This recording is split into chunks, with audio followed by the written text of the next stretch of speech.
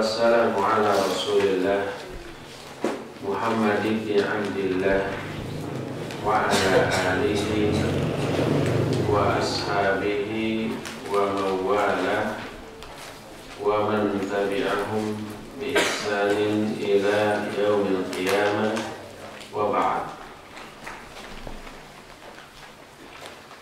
Ikhwati fillah, kita akan lanjutkan pembahasan kiat mencapai kekhusyuan. Kemarin kita sudah menerangkan beberapa cara menghilangkan ghaflah. Pertama, ma'rifatullah. Kedua, mengobati hati yang keras. Nah, kemudian mengobati hati yang keras pertama dengan melaksanakan perjanjian dengan Allah berupa melaksanakan kewajiban menjauhi larangan. Kedua, banyak berzikir dengan hati dan lisan. Di antara berzikir dan berzikir yang paling utama adalah membaca Al-Quran. Kedua, berdoa. Kalau nggak salah sudah sampai pada hal itu. Jadi doa adalah salah satu di antara jenis zikir. Terus fa inna dzikra thalathatu anwa. Zikir itu ada 3 jenis. Jenis pertama, dzikru asma'illahi wa sifatihi wa ma'aniha wa thana'u 'ala Allahi biha wa tauhidullahi biha wa tanzihu 'amma la yaliqu bih wa huwa naw'an aydan.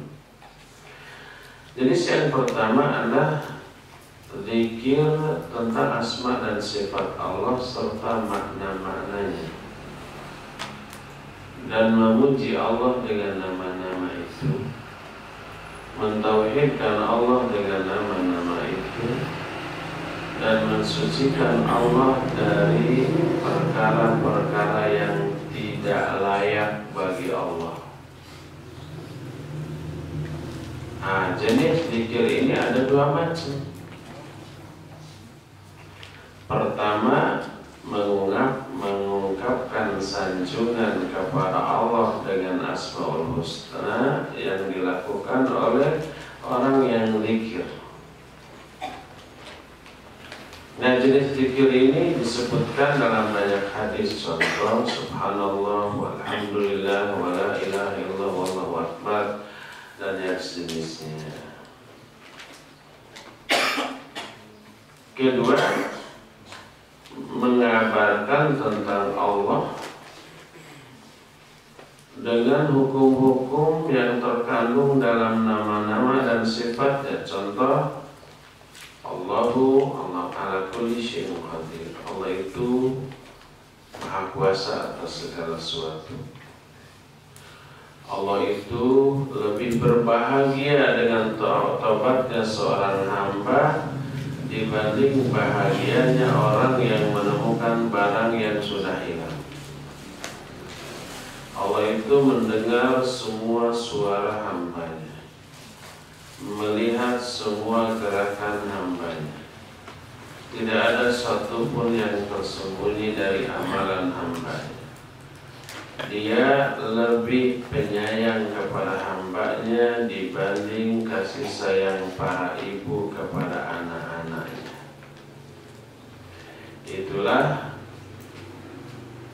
2 macam zikir dari jenis zikir yang pertama.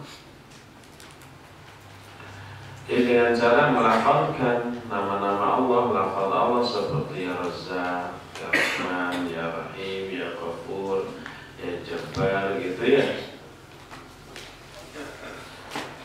Jenis yang kedua, an-naw'u tsani, dzikrul amri wan nahyi wal halal wal haram wa ahkami, fa ya'malu bil amri wa yatrukun nahya wa yuharrimul haram wa yuhillul halal. Kedua, zikir perintah dan larangan, mengingat perintah dan larangan, mengingat yang halal dan yang haram serta hukum-hukum, berupa mengamalkan yang diperintahkan, menjauhi atau meninggalkan yang dilarang, mengharamkan yang haramnya, menghalalkan yang halalnya. Dan jenis zikir ini pun ada dua macam. Pertama, zikir dengan hal itu dalam bentuk memberitahukan kepada orang-orang bahwa Allah memerintahkan ini, Allah melarang ini, Allah mewajibkan ini, Allah benci, Allah ridho, dan seterusnya. Mendakwahkan, mengajarkan, itu juga zikir. Kedua, zikir berupa bersegera untuk mengamalkannya. Ketika perintah Allah itu disebut, diungkit, dibahas, bersegera mengamalkannya, dan ketika membahas, menyebut larangannya, bersegera lari, menjauh, dan meninggalkannya. Jadi jenis zikir yang pertama ada dua, jenis zikir yang kedua juga ada dua macam, jadi empat ya. Jenis zikir yang ketiga, zikrul ala'i wa nu'ama wal ihsan. Zikir atau mengingat-ingat karunia-Nya, nikmatnya, dan kebaikan Allah. Karunia Allah, nikmat Allah, kebaikan Allah diingat-ingat. Ini juga termasuk salah satu jenis zikir. Mengingat-ingat Allah memberi kesehatan, memberi harta, memberi istri, memberi anak, memberi semua yang menyenangkan kita di dunia. Fahadi khamsatu anwa, inilah 5 jenis zikir. Sebab macam yang pertama ada dua, jenis yang kedua juga ada dua, jenis yang ketiga ada 1, 2 tambah 2 tambah 1, 5. Dan zikir itu sendiri ada secara umum dilihat dari pelaku dan dilihat dari anggota tubuh yang melakukannya, ada 3 macam. Pertama, zikir yang dilakukan oleh hati dan lisan, dan inilah sebaik-baik zikir, tingkatan zikir yang tertinggi.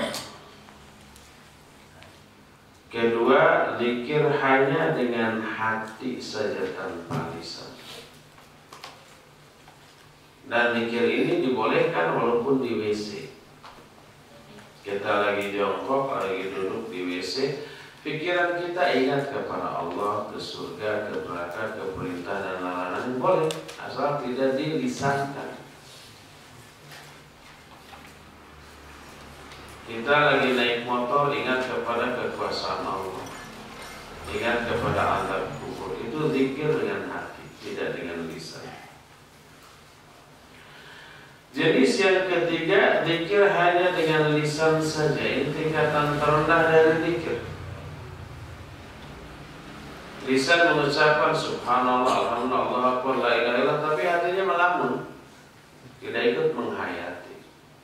Hatinya ingat ke sana kemari, ingat ke yang lain-lain.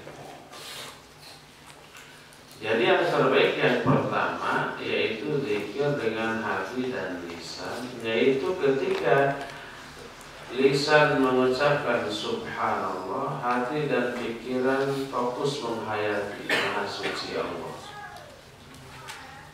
Apa arti atau makna atau penjelasan dari Maha Suci Allah? Maknanya adalah Allah itu tidak punya aib, suci dari semua aib, suci dari semua kekurangan, suci dari semua hal yang tidak layak. Itu yang dimaksud dengan Maha Suci Allah. Di dalam tasbih terkandung nafi, Di dalam tahmid terkandung isbat. Apa arti isbat? Menetapkan. Yang dimaksud alhamdulillah segala puji bagi Allah itu disebabkan karena Allah memiliki seabad sifat-sifat yang mulia. Allah baik, Allah Rahman dan Rahim, Allah penyayang, Allah dermawan, Allah Maha Pemberi. Karena Allah seperti itu layaklah Dia dipuji. Segala pujian hanya milik Allah. Jadi dalam tahmid, dalam pujian terkandung isbat, yaitu menetapkan sifat-sifat mulia yang menyebabkan Allah layak dipuji. Di dalam tasbih terkandung nafi. Nafi itu apa artinya? Meniadakan, menolak, mengingkari semua aib, semua kekurangan, semua yang tidak layak dari diri Allah. Sehingga tasbih dan tahmid kalau dipadukan ini takkid, menguatkan sanjungan kepada Allah. Makanya tasbih dan tahmid selalu menyatu, selalu bersanding, selalu berdampingan. Subhanallah walhamdulillah. Kan gitu ya. Subhanallah wa bihamdihi. Subhanallah walhamdulillah. Jadi hati menghayati apa yang diucapkan oleh lisan. Lisan mengucapkan astagfirullahaladzim. Hati pikiran menghayati dan langsung mengaplikasikan. Aku memohon ampunan kepada Allah yang Agung. Kami menyesal atas dosa dan kesalahan. Itulah zikir terbaik. Zikir yang dilakukan oleh lisan dan hati secara bersamaan. Dan zikir seperti ini yang akan membuat hati tenang. Ala bidzikrillahi tatma'innul qulub. Ingat, hanya dengan zikir kepada Allah hati jadi tenang. Maksudnya hatinya yang berzikir. Adapun kalau zikirnya sebatas lisan, astagfirullah, alhamdulillah, Allahu akbar, tapi hati dan pikirannya ingat ke pasar, ingat ke mall. Kalau ibu-ibu ingat ke dapur, ingat ke jahitan, ingat ke belum bikin kue, ingat belum belanja untuk anak-anak. Lisannya mengucapkan zikir, hati pikirannya ingat ke persiapan lebaran. Gak akan tenang, karena zikirnya hanya lisan tanpa hati. Apa makna dari zikir? Mafhum zikir. Mafhum maknanya pengertian, definisi. Pengertian dari zikir adalah at-takhallus minal ghaflah wa nisyan. Zikir itu artinya menghindarkan diri dari lalai dan lupa. Apa bedanya lalai dan lupa? Al-ghaflah atau lalai hiya tarkun bi ikhtiyaril insan. Wan nisyan tarkun bi ghairi ikhtiyari. Lalai itu meninggalkan sesuatu secara sengaja. Itu lalai. Kalau lupa meninggalkan sesuatu tanpa sengaja, tanpa diikhtiarkan. Jadi kalau diikhtiarkan dengan sengaja itu namanya lalai. Kalau tidak diikhtiarkan, tidak sengaja itu namanya lupa. Kalau yang namanya lupa kan nggak sengaja ya. Itulah beda lalai dan lupa. Nah, orang yang berzikir adalah orang yang tidak lalai dan tidak lupa. Berzikir kepada Allah artinya tidak lupa kepada Allah, tidak lalai kepada Allah. Dan zikir itu ada 3 derajat. Pertama, zikir yang zahir. Zahir itu nyata, terdengar, yaitu menyanjung Allah Azza wa Jalla seperti dengan mengucapkan subhanallah walhamdulillah wa la ilaha illallah wallahu akbar.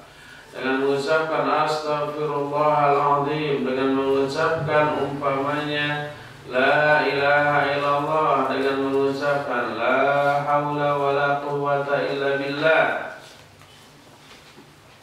Subhanallah apa istilahnya? Tasbih. Alhamdulillah. La ilaha illallah. Tahlil. Allahu akbar. Astaghfirullahaladzim. La haula wa la quwwata illa billah. Hauqala. Inna lillahi wa inna ilaihi raji'un. Istirja. Insyaallah. Istithna. Wala yastathnun dalam ayatnya. Mereka tidak istithna, maksudnya tidak mengucapkan insyaallah. Itu ketika mau panen, yuk kita sekarang panen. Wala yastathnun, tidak mengucapkan insyaallah. Esoknya pas ke sawah, habis sawahnya dimakan angin di badai yang dikirim oleh Allah tadi malam. Atau zikir dalam bentuk berdoa, ini juga termasuk zikir zahir. Contoh mengatakan Rabbana zalamna anfusana wa illam taghfir lana wa tarhamna lanakunanna minal khasirin. Al-A'raf 23. Atau dengan mengucapkan Ya Hayyun Ya Qayyum astaghith bi rahmatika astaghith. Wahai yang maha hidup dan maha berdiri sendiri, dengan rahmatmu aku minta pertolongan kepadamu. Dan yang sejenisnya. Itu yang disebut dengan zikir yang zahir. Itu zikir dalam bentuk menyanjung Allah secara lisan dengan mengucapkan kata-kata zikir yang tadi.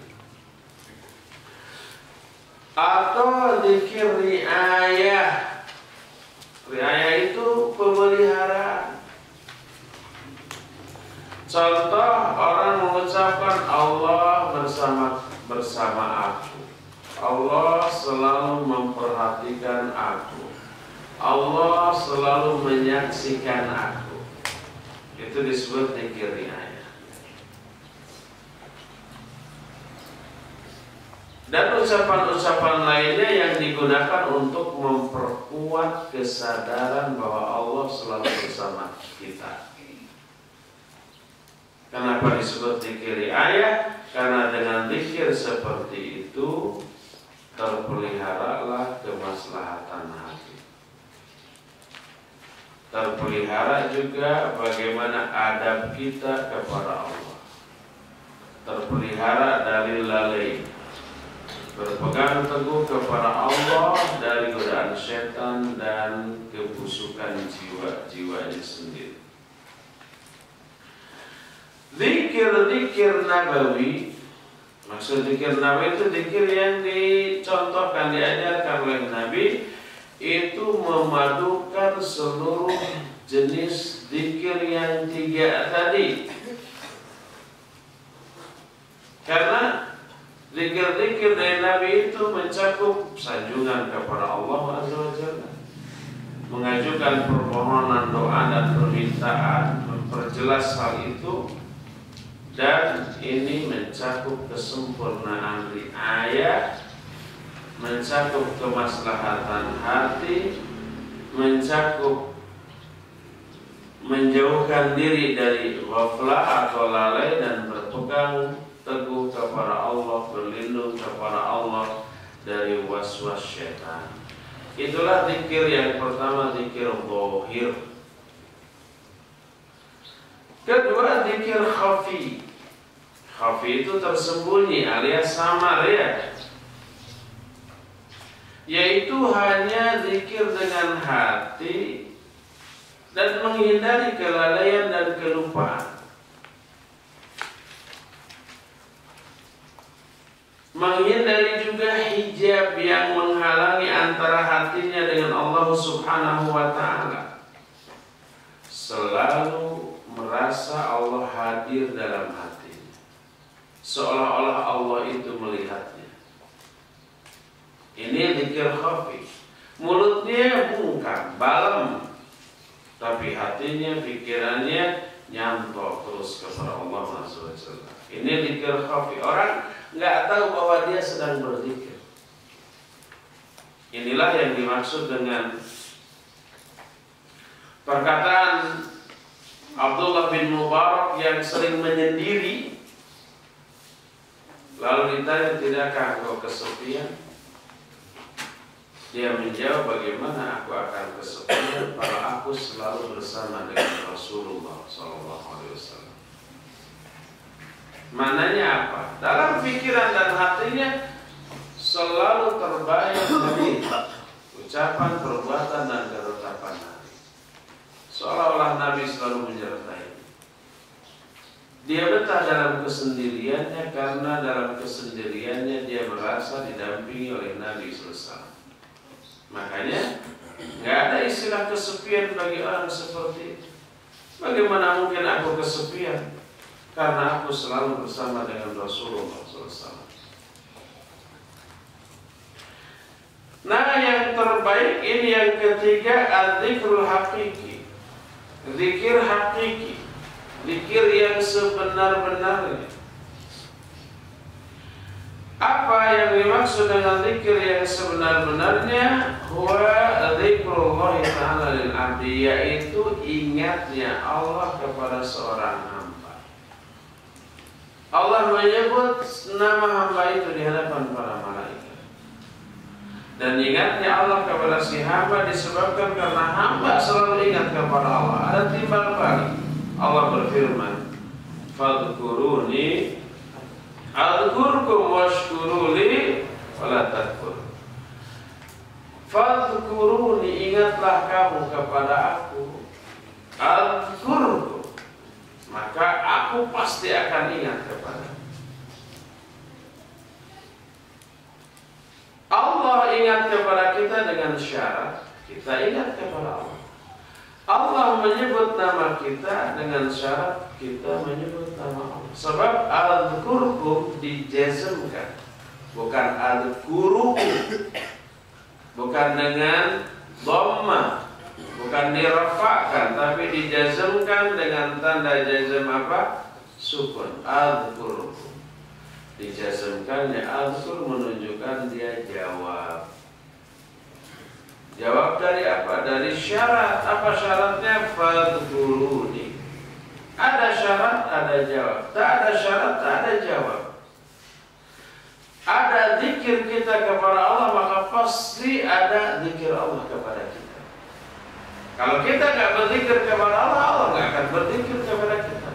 Kalau kita tidak menyebut-nyebut nama dan sifat Allah, maka Allah tidak akan menyebut-nyebut kita di hadapan para malaikat. Kalau kita tidak ingat kepada Allah, maka Allah pun tidak akan ingat kepada kita. Dalam salah satu hadis qudsi, Allah Azza wa Jalla berfirman, Ana inda abdi bi wa ana ma'ahu idza dzakarani. Fa in dzakarani fi nafsi dzakartuhu fi nafsi wa in dzakarani fi mala'in dzakartuhu fi mala'in khairin minhum wa in taqarraba ilayya shibra taqarrabtu ilayhi dira'a wa in taqarraba ilayya dira'a taqarrabtu ilayhi ba'a wa in atani yamshi ataituhu harwala. Kata Allah, aku tergantung sangkaan hambaku kepadaku. Inilah yang membuat kita wajib husnudzon kepada Allah. Apa husnudzon? Baik sangka. Karena kalau kita berbaik sangka kepada Allah, Allah akan bersikap seperti sangkaan baik kita. Kalau umpamanya kita menduga, menyangka Allah akan mengabulkan doa kita, Allah akan kabulkan. Kalau kita menyangka, kayaknya saya perlu banyak dosa, berdoa juga nggak akan dikabulkan, benar nggak akan dikabulkan. Makanya ud'ullah wa antum muqinun bil ijabah. Berdoalah kamu kepada Allah dalam keadaan kamu yakin itu dijabah. persangkaan hambanya kepada diri. Tapi ada tapinya. Husnudzon wajib ikhtiar. Husnudzon tanpa ikhtiar namanya tamanni. Apa tamanni? Menghayal. Hayal. Husnudzon dan berharap kepada Allah, berharap itu roja. Bukan roja nama radio. Kalau roja nama radio itu singkatan. Singkatan dari apa? Radio dakwah Ahlussunnah wal Jamaah. Bukan roja dalam arti harapan. Singkatan mereka. Tapi orang yang dengki mencoba lihat itu hanya roja, khauf dan mahabbahnya mana? Kita balikkan. Kalau antum roja juga nggak ada, apalagi khauf dan mahabbah. Mending kita ada roja. Kan gitu dibalikkan. Selalu cari-cari kesalahannya orang dengki begitu. Jadi roja dan harapan dan husnudzon wajib ikhtiar. Husnudzon dan roja tanpa ikhtiar itu hayalan, berangan-angan. Contoh seorang petani berikhtiar menanam. Setelah semua usaha yang mesti dilakukan sejak menanam gitu ya, ngawulukuh lah kita membajak dulu, mencangkul, lalu menebar benih, lalu menanam, lalu ngaramet. Ngaramet itu membuang apanya? Rumput-rumput, benalu-benalu gitu ya, memupuk terus. Maka setelah ikhtiar dia berharap nanti panen. Sekarang orang petani nggak nanam, punya sawah, tidak dibiarkan, lalu berharap nanti panen. Itu bukan berharap tapi apa? Menghayal. Jadi berharap wajib usaha, wajib ikhtiar. Demikian juga husnudzon. Kita berupaya dulu beribadah kepada Allah Azza wa Jalla, berdoa kepada Allah, berikhtiar, lalu berharap atas usaha kita.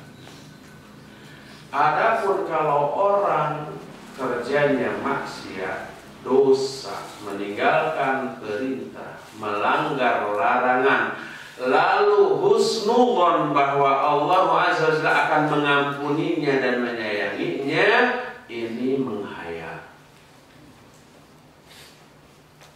Oleh karena itu firman Allah yang menyatakan ana inda dhanni abdi bi, aku tergantung persangkaan hambaku kepadaku, maksudnya persangkaan setelah ikhtiar. Makanya kalau ada pertanyaan, ya Ustaz, kalau memang Allah akan bertindak sesuai dengan persangkaan kita kepadanya, gimana kalau orang yang kerjanya maksiat, kerjanya durhaka, lalu husnudzon bahwa Allah pasti akan mengampuninya walaupun tidak tobat, walaupun terus-menerus dosa, apakah akan diampuni? Karena Allah menyatakan aku tergantung pada persangkaan hambaku kepadaku. Kita jawab, itu bukan dzon, itu bukan husnudzon, bahkan suudzon. Kenapa suudzon? Karena kalau seorang dosa terus maksiat terus tapi dia pendek, dia husnudzon Allah akan mengampuninya, berarti dia menuduh Allah tidak adil. Masa orang yang maksiat dosa terus-terusan tanpa tobat, tanpa kebaikan, dosanya dihapus, diampuni, itu gak adil. Ya, berarti dia suudzon kepada Allah Azza wa Jalla. Sama dengan orang petani yang punya sawah tapi tidak menanam, tidak bertani, lalu husnudzon lah pasti besok lusa 3 bulan lagi akan tumbuh padi. Itu nggak adil. Kalau begitu apa bedanya yang bercocok tanam dengan yang tidak ya? Nah itu bukan husnudzon tapi suudzon. Jadi sekali lagi husnudzon wajib apa? Ikhtiar. Berharap kepada Allah juga wajib ikhtiar. Berharap dan husnudzon tanpa ikhtiar itu menghayal. mengangan-angan. Sama dengan umpamanya kita makan berharap agar kita kuat ya, dan sehat. Ya, asal ada ikhtiar makan. Sekarang kita umpamanya berdoa, ya Allah saya lapar, kenyangkan ya Allah, kenyangkan. Dia yakin doanya diterima, dikabulkan, tapi tidak ikhtiar makan. Kenyang enggak? Enggak, lemes. Tetap dia lapar. Lama-lama lemes, bergetar seluruh badannya, mati. Walaupun dia khusyuk, ikhlas dan yakin Allah mengabulkan.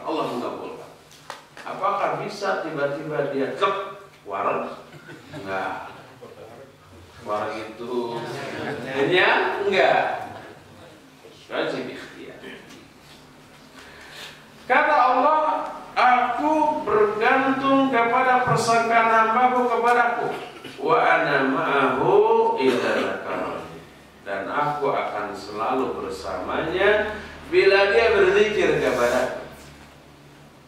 Selama hambaku berzikir kepadaku, aku akan menyertai. Bukan menyertai secara zat. Zat Allah itu tetap istiwa di atas arsy.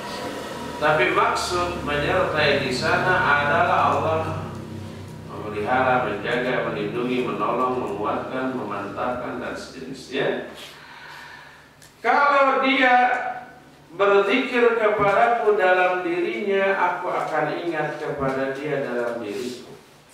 Kalau dia berzikir kepadaku dalam satu kelompok, dalam satu jamaah, dalam satu majlis, aku akan menyebut-nyebut namanya di majlis yang lebih baik dari majlis mereka. Majlis apa yang lebih baik dari majlis manusia?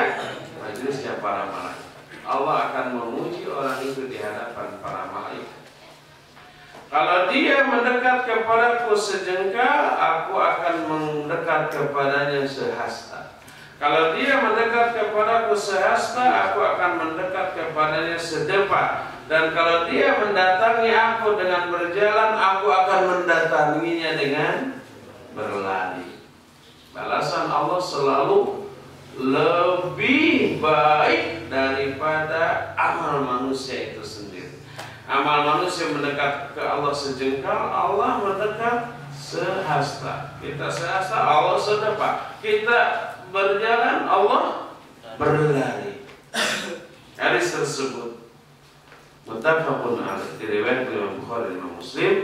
Dan inilah usaha kedua untuk mengobati hati yang lalai, yaitu zikir kepada Allah dengan hati dan lisan.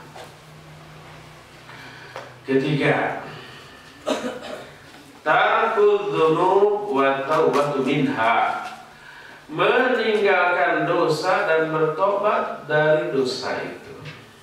Jadi kita lihat, untuk meraih kekhusyuan di dalam sholat, ternyata diikhtiarkannya itu sejak dari luar sholat, ya, mengenal Allah dengan sebenar-benarnya, banyak-banyak berzikir. Nah, yang ketiga, meninggalkan dosa dan tobat dari dosa. Karena apa?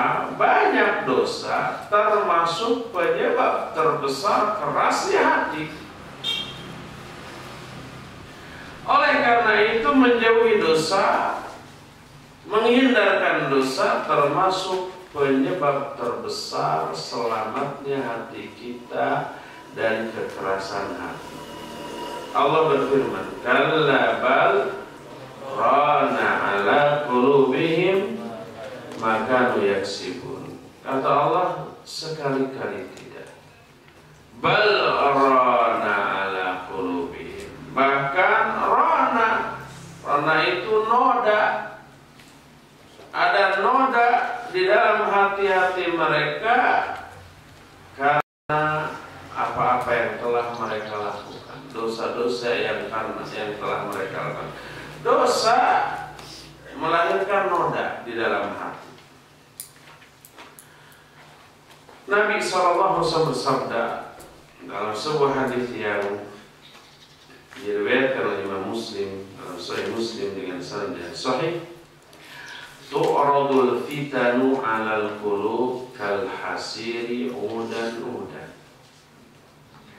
fa ayu qalbin ushribaha nukita fihi nuktatun sauda wa ayyu qalbin ankaraha nukita fihi nuktatun bayda hatta tasira ala qalbayn ala abyad mithla as-safa fala tadurruhu fitnatun madamatis samawati wal ard wal akhar aswad murbada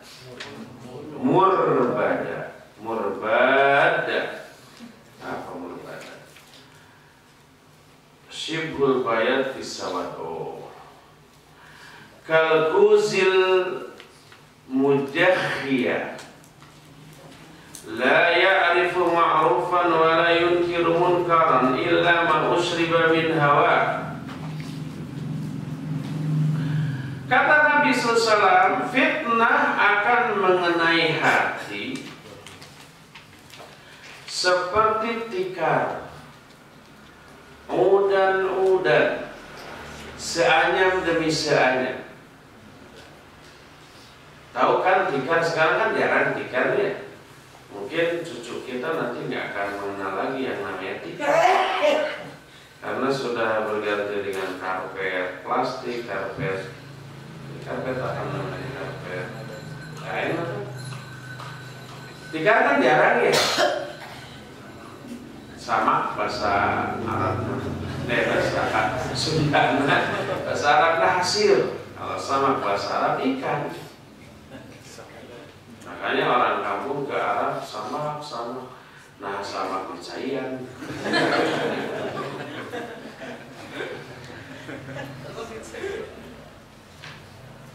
Samak itu atau tikar itu kan terdiri dari anyaman-anyaman ya. Nah, fitnah akan mengenai hati seperti tikar, seanyam demi seanyam. Jadi kalau umpamanya ada tinta atau air mengenai ujung tikar, anyaman yang paling ujung, apa yang terjadi? Air itu merembet ke anyaman yang di sampingnya, di sebelahnya, terus gitu ya. Yang kena airnya ujungnya, basahnya bisa lebih lebar, kan gitu ya. Hati mana saja yang menyerap fitnah, maka akan menadainya dengan noda hitam.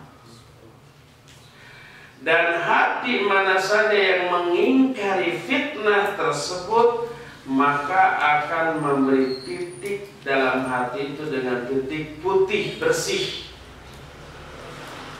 Hati yang ketika tergoda, ketika digoda oleh fitnah, tapi hati ini bisa menolaknya, maka hati tersebut yang asalnya biasa menjadi memutih.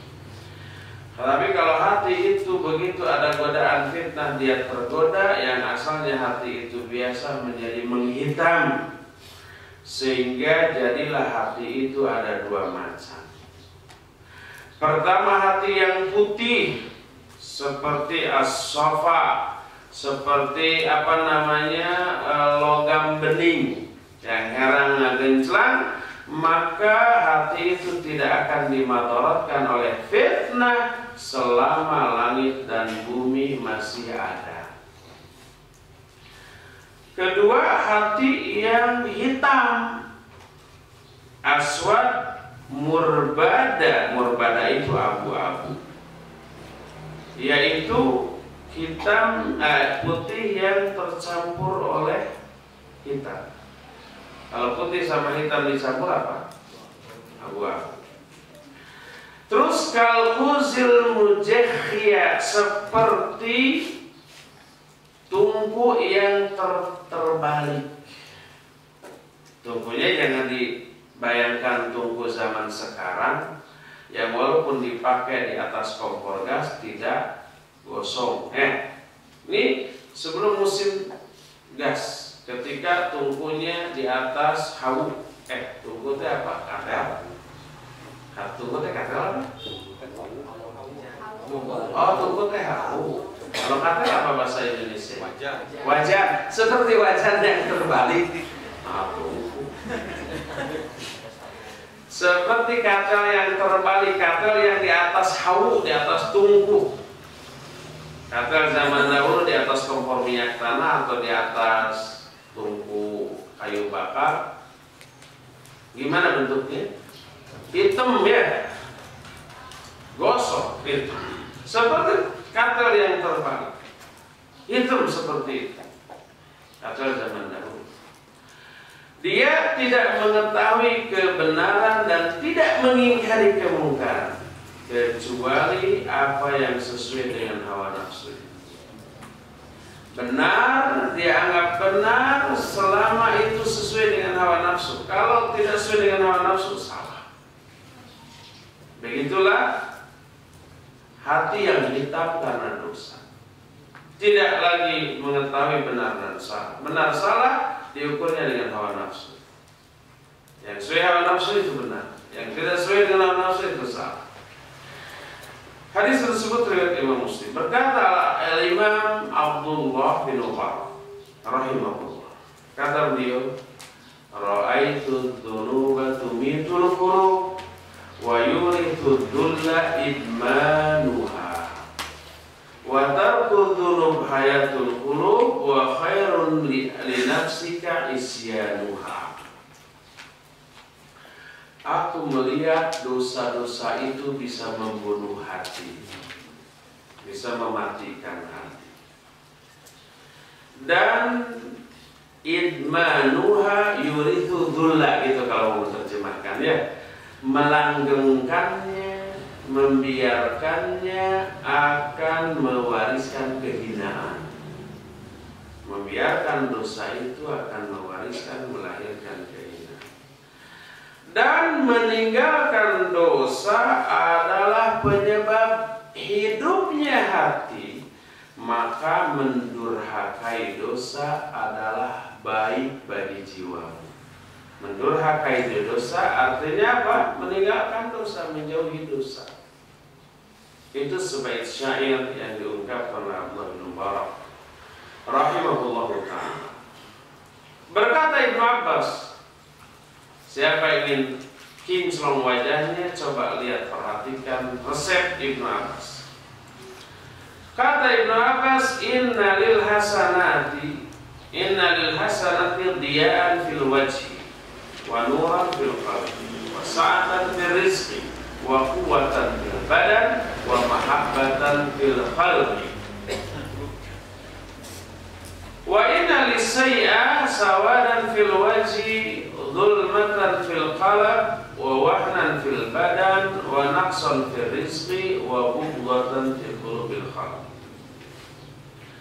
Sesungguhnya kebaikan menghasilkan cahaya di wajah atau cerah di wajah, cahaya di dalam hati, diluaskannya rizki, kuatnya badan, dan dicintai dalam hati sesama makhluk.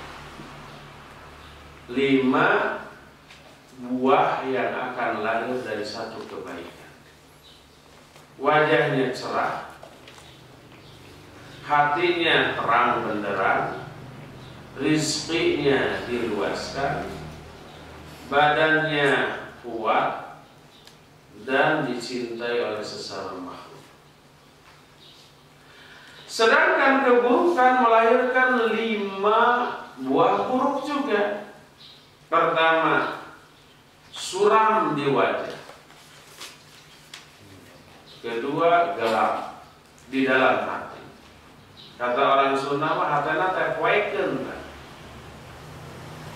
Ketiga, kelemahan di badan. Keempat, kekurangan dalam rizki. Kita pernah membahas dalam daurah di Cipaganti penghalang pintu-pintu rizki ya. Dan disebutkan salah satu penghalang pintu rizki itu dosa dan maksiat. Tapi gini, orang-orang kafir yang dosanya setumpuk kok rizkinya mudah gitu ya. Seandainya orang kafir yang kaya-kaya itu iman, menghindari maksiat, dia akan 10 kali lipat lebih kaya daripada itu. Karena memang diluaskan oleh Allah Azza wa Jalla pertama sebagai istidraj bagi mereka. Istidraj itu apa? Tipu daya. Mereka menyangka bahwa kekayaan yang melimpah itu anugerah Allah karena kebaikan. Itu karunia dari Allah. Itu kasih sayang Allah. Mereka menyangka begitu, mereka tertipu. Itu yang disebut dengan istidraj. Allah pertama mengayakan mereka, kedua memanjangkan usia mereka dalam rangka agar dosanya tambah numpuk. Orang yang tidak beriman kekayaannya hanya nambah dosa. Karena kekayaannya akan membuat dia tambah sombong, tambah menghinakan orang lain, tambah bermaksiat dengan kekayaannya, gitu kan? Tambah zalim juga ke orang. Kalau bermasalah dengan orang lain, tinggal nyewa aja pembunuh bayaran. Aparat-aparatnya disuap, beres nggak masalah ya. Sehingga betapa banyak kasus-kasus pembunuhan, tapi tersangka yang dihukumnya bukan pembunuh yang sebenarnya. Ada nggak? Ada. Ini hasil rekayasa orang-orang berduit. Dan ketika sudah divonis seumur hidup, lalu terketahui dia tidak bersalah, pembunuhnya ada ngaku, saya sendiri yang membunuh, bukan dia. Itu yang sudah dihukum seumur hidup, bebas nggak? Enggak. Tetap aja sampai sekarang masih ada tuh. Walaupun sudah ada pembunuh yang ngakunya dihukum, yang itu tetap dihukum. Kan liarnya. Siapa yang salah, siapa yang dihukum? Oleh karena itulah, maka dosa-dosa dan kemaksiatan yang lahir dari kekayaan dan kekuasaan menambah dahsyat siksa Allah kepada mereka kelak. Itu yang disebut dengan istidraj. Mereka menyangka itu anugerah dari Allah, padahal itu adalah pancingan dari Allah untuk membuat mereka tambah dosa dan tambah maksiat, sehingga siksanya tambah berat. Keburukan pertama melahirkan suramnya di wajah, gelap dalam hati, kelemahan dalam badan, kurang dalam rezeki, dan kebencian dalam hati sesama makhluk. Orang lain akan benci kepada orang yang berbuat salah tersebut. Ini dinukil dalam kitab Al-Jawabul Kafi Sunnah Imam Ibnu Qayyim Al-Jauziyah rahimahullah. Berkata Al-Imam Ibnu Qayyim rahimahullah, annal qalba yufsadu bi umurin, bahwa hati bisa rusak dengan beberapa perkara. Pertama, at-ta'alluq bi ghairillah, keterkaitan hati kepada selain Allah. Yang diingat dalam hatinya uang, kekayaan, kekuasaan, popularitas, pokoknya yang sifatnya duniawi, nggak pernah hatinya terkait kepada Allah Azza wa Jalla. Rusak hati. Kedua, warukubu bahril tamanni. Nah, mengarungi lautan angan-angan, lamun berhayal gitu ya. Yang dimaksud angan-angan tadi adalah berharap tanpa ikhtiar.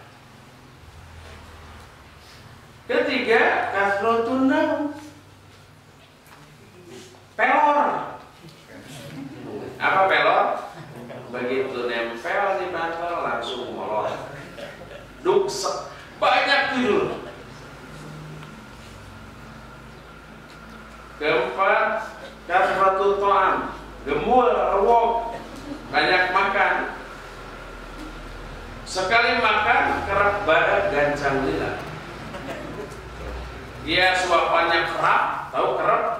Kerap teh yang sering badan. Apa badan? Besar. Sekali nyuap itu dikepal segini, bukan dicopot sama 5 jari, tapi dengan telapak tangan, nyuapnya juga tulang daling jadinya. Kerak badan, gancang, cepat, kuat, dan lama waktunya. Sebakul habis. Wal mufsidu minhu naw'an, dan yang merusak dari hati ada 2 macam. Pertama, aklul haram wal israf, memakan harta haram dan berlebih-lebihan. Itu dijelaskan dalam Al-Fawaid Al-Imaniyah fi kutub Ibnu Qayyim. Min kutub Ibnu Qayyim, salah satu di antara kitab Ibnu Qayyim. Masih kata Imam Ibnu Qayyim rahimahullah, qaswatul qalbi min arba'ati asya idza jawazat qadral hajah. Kerasnya hati karena 4 perkara bila melebihi batas keperluan. Pertama, makan. Kalau makan berlebih, ya sampai memenuhi 4 sehat, 5 sempurna, 6 kemerkaan, kekenyangan.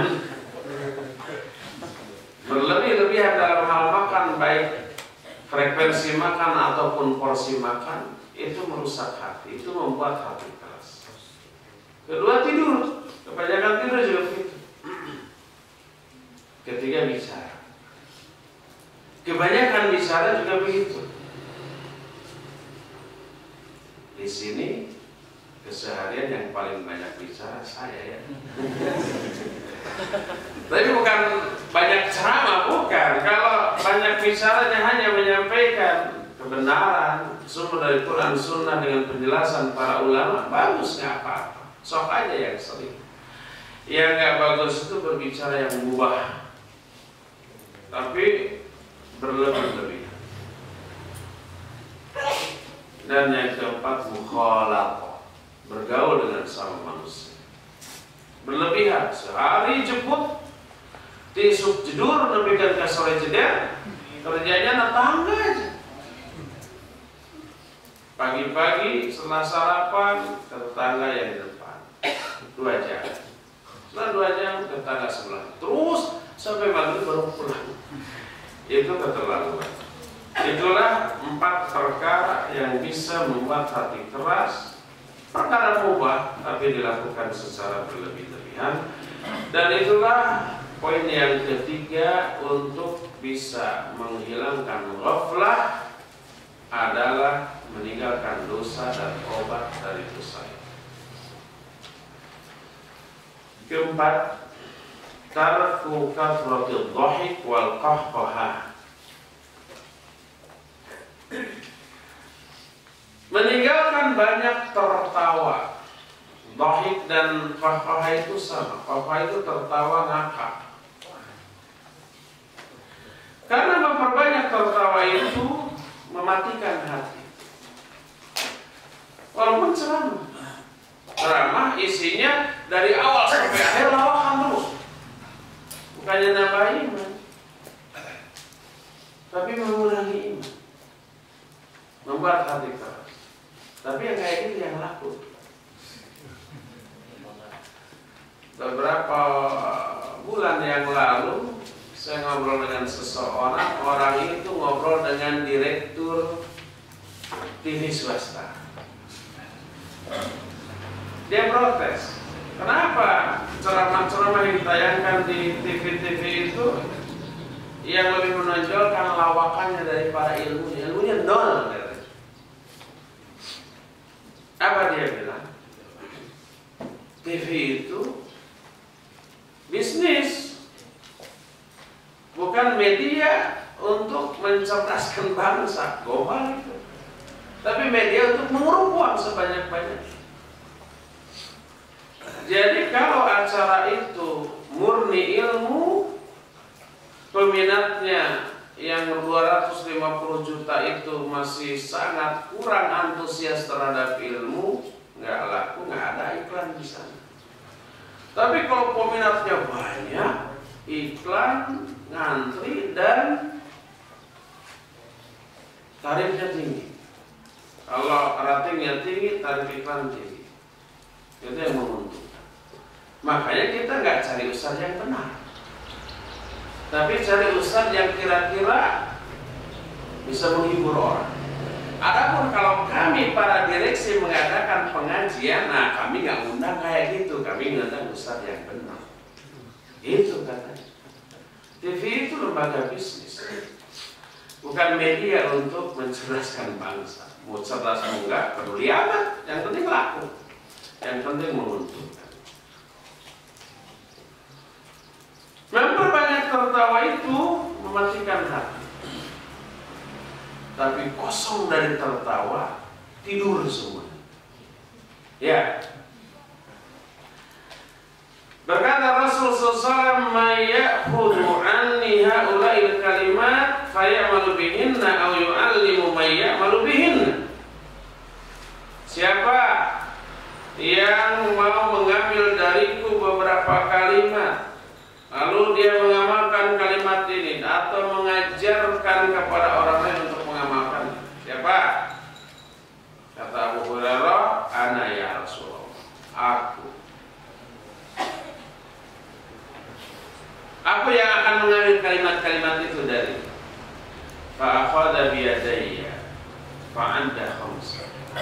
Lalu beliau memegang kedua tanganku lalu menyebutkan 5 kalimat. Wa qala, beliau berkata, "Ittaqil maharim takun abdan nas."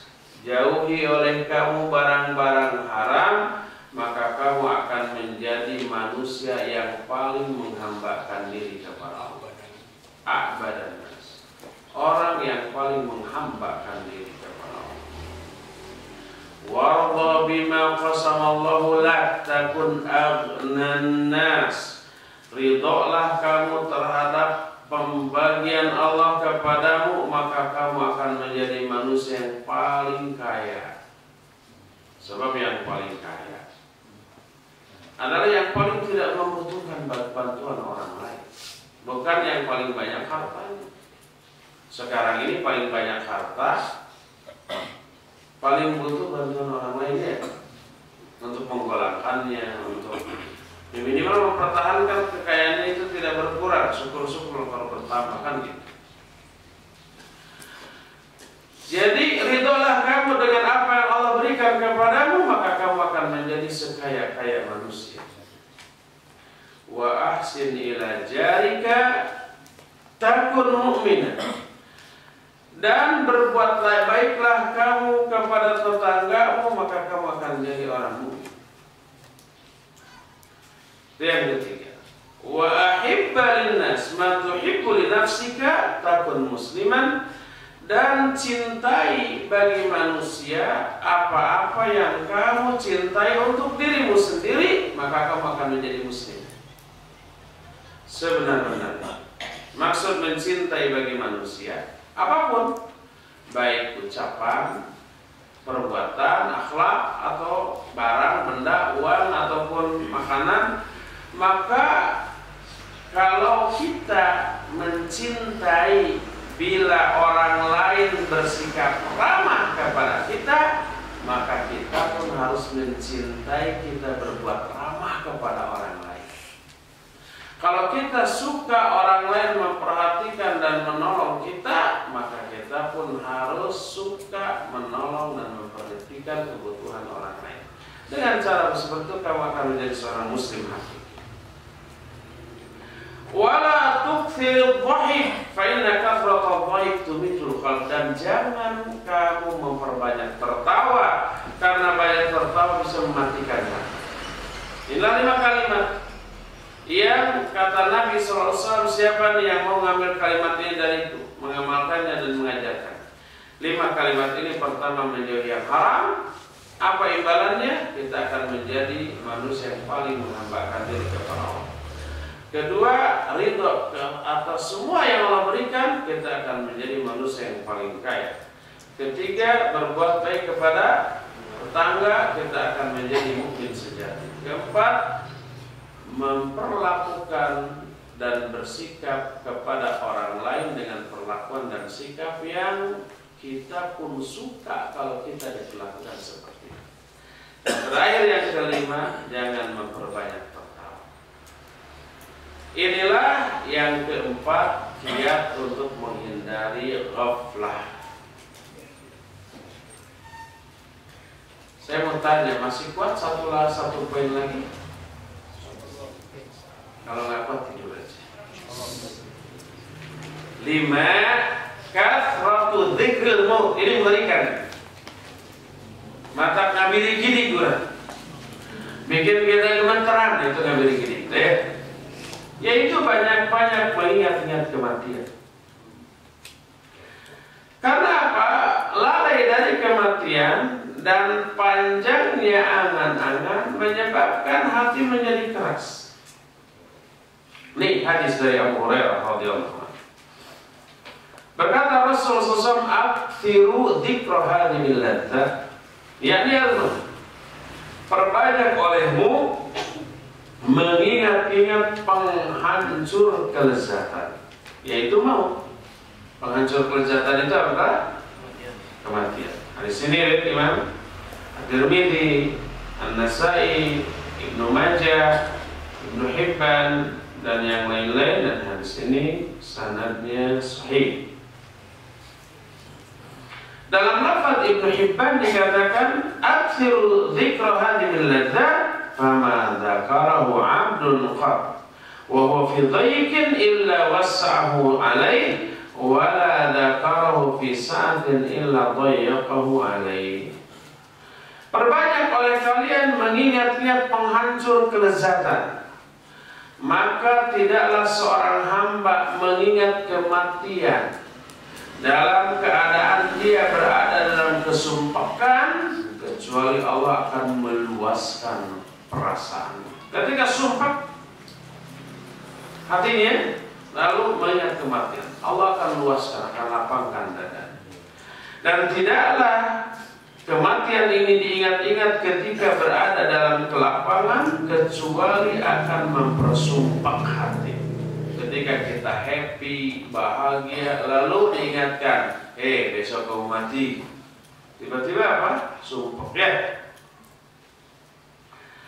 Dalam lafaz Ibnu Hibban, karena Rasul SAW yukthiru ayyakul akthiru min dzikri hadhil ladzat. Nabi SAW sering mengatakan, perbanyak oleh kalian mengingat-ingat penghancur kelezatan. Jadi kelezatan maut memutuskan dan menghilangkan kelezatan yang selama ini kita nikmati. Maka hadis ini menjadi dalil bahwa tidaklah layak, tidak pantas kita melalaikan mengingat-ingat sehebat-hebat pemberi peringatan ini, yaitu kematian. Imam As-Sunani rahimahullah ta'ala menyatakan, wa qad dzakara fi akhir hadits fa'idat dzikri bi qawlihi fa innakum lan tadhkurunahu fi katsirin illa qallalahu wa la fi qalilin illa katsarahu.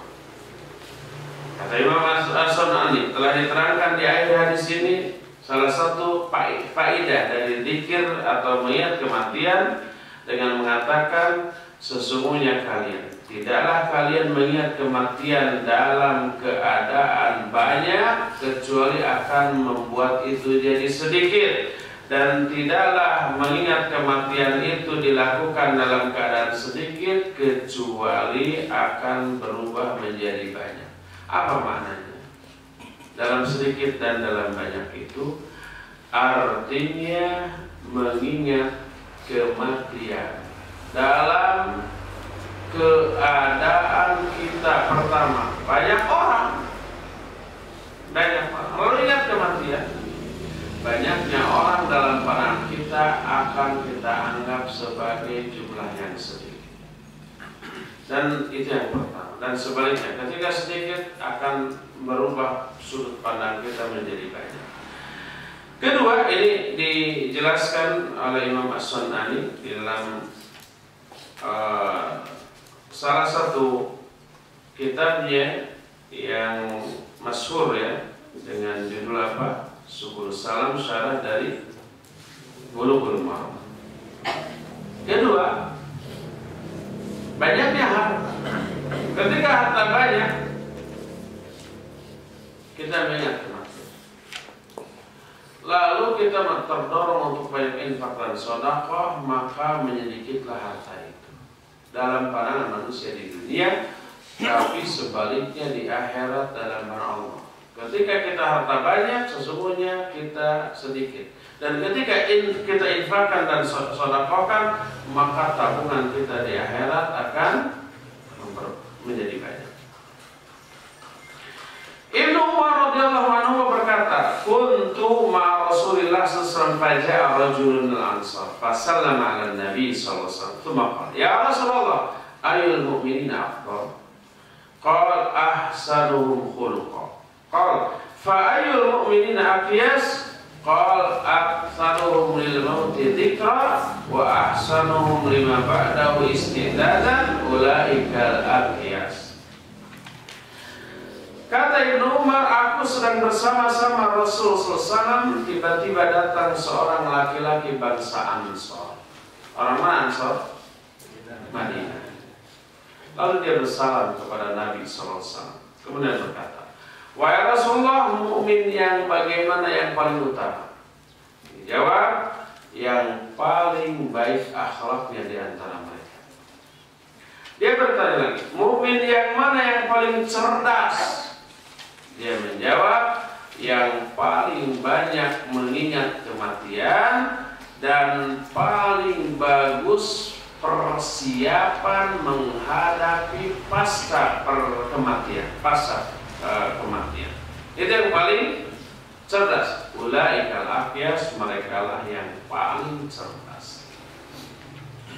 Itulah kiat yang keenam untuk menghilangkan ghaflah, yaitu banyak-banyak mengingat kematian. Kelima benar. Keenamnya nanti ya, setelah break setengah jam. Sekarang cukup sampai di sini dan kita masih punya sisa waktu kira-kira 15 menit. Daripada menambah penjelasan dalam keadaan ngantuk, lebih baik kita alihkan ke pertanyaan. Satu dulu nanti ini. Bismillahirrahmanirrahim. Ibu saya sakit kanker paru-paru stadium 4. Syafa Allah.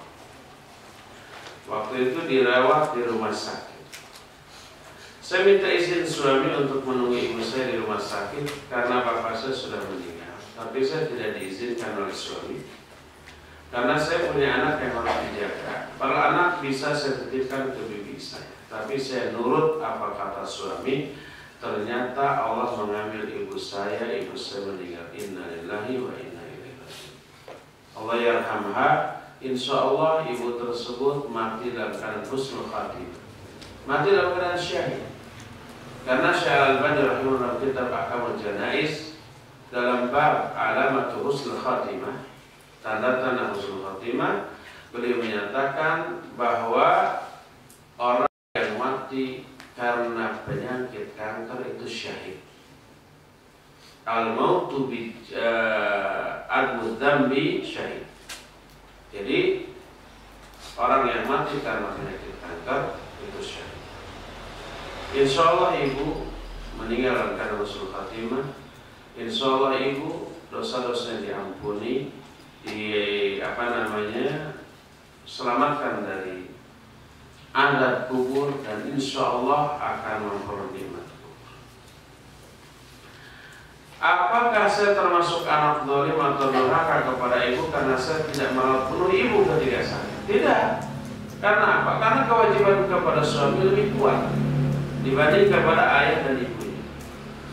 Jadi kalau suami tidak mengizinkan, kita tidak boleh keluar, walaupun untuk merawat ibu atau ayah itu sendiri. Adapun kalau suami umpah tidak ada alasan, pokoknya sekali jangan, tetap jangan. Diam kamu di sini. Walaupun tidak ada udzur, suamilah yang dosa. Dia zalim.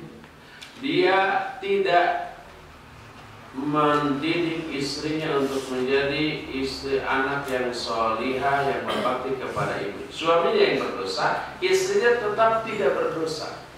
Karena kewajiban kepada suami lebih kuat. Adapun kalau suami tidak mengizinkan karena ada alasan, seperti umpamanya ada anak kecil, walaupun ada bibi tapi beda. Sentuhan seorang ibu dengan orang lain beda. Keduanya khawatir umpamanya lingkungan di bibi, cara mendidiknya kurang syar'i, makanya tidak mengizinkan sang anak dititipkan kepada siapapun, makanya tidak mengizinkan. Maka dibolehkan bagi suami seperti itu. Mohon penjelasan, karena sudah berjalan 4 tahun dan saya masih diliputi rasa bersalah. Tidak, insya Allah tidak bersalah ya. Tetap doakan ibu dengan doa kebaikan, tetaplah berupaya untuk menjadi seorang anak yang solihah, karena kesolihahan sang anak itu berpengaruh besar kepada ibu. Semua ibadah yang dilakukan seorang anak, maka pahalanya tetap mengalir ke orang tua yang sudah meninggal. Banyak-banyak infak dan sedekah atas nama ibu, insya Allah itu bermanfaat ya. Wallahu a'lam. Semoga setelah ini si ikhti yang kelihatannya ini yang bertanya akhwat berubah ya perasaannya menjadi tenang, tidak diliputi rasa bersalah lagi.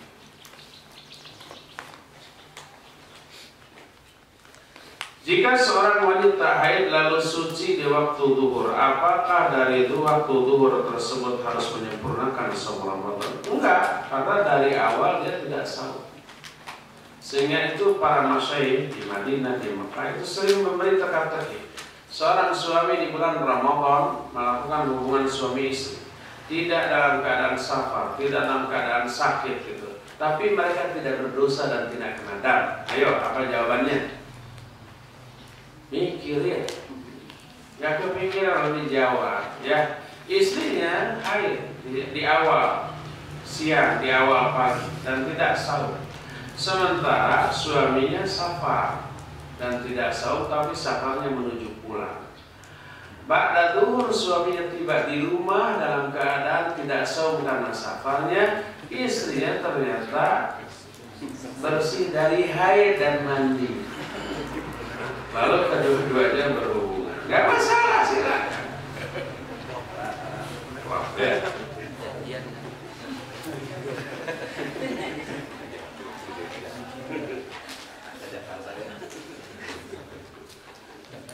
Berapa nisab untuk zakat perdagangan dan kira-kira berapa? Iya, dikonversikan ke emas. Kira-kira yang lebih selamat ya.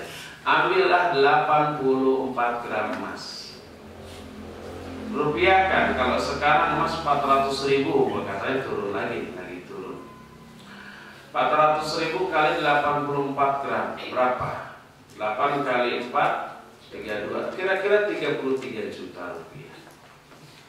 Kalau uang kita di akhir tahun ketika berdagang itu, pertama omset yang ada, bukan aset tapi omset. Omset itu pertama barang dagangan, termasuk yang di gudang. Kedua uang yang ada. Adapun aset seperti bangunan tokonya, kendaraan untuk ngangkut-ngangkut barang itu nggak dihitung. Itu aset. Ini omset pertama barang yang akan dijual yang masih ada. Kedua uang yang ada. Ketiga piutang di luar. Hitung itu semua. Kalau itu semua dalam tahun tersebut ketika kita akan mengeluarkan zakat melebihi atau minimal sampai kepada nilai 32 juta atau 33 juta rupiah, maka keluarkan zakatnya 2,5% dari itu. Itu begitu tiap tahun. Terus begitu tiap tahun. Wallahu a'lam.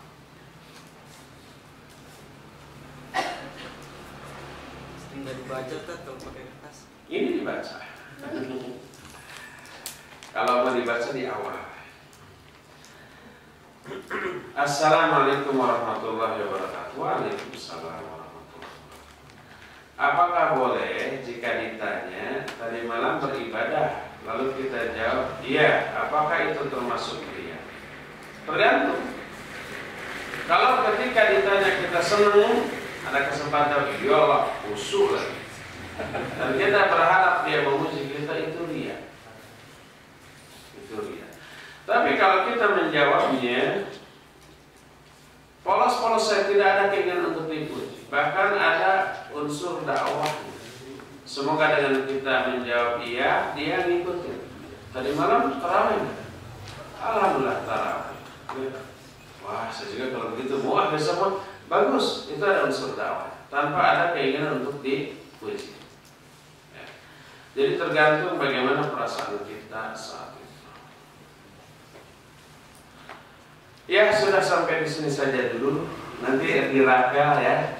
Sekarang istirahat dulu 36 menit. Nanti jam 10 tepat kita masuk lagi.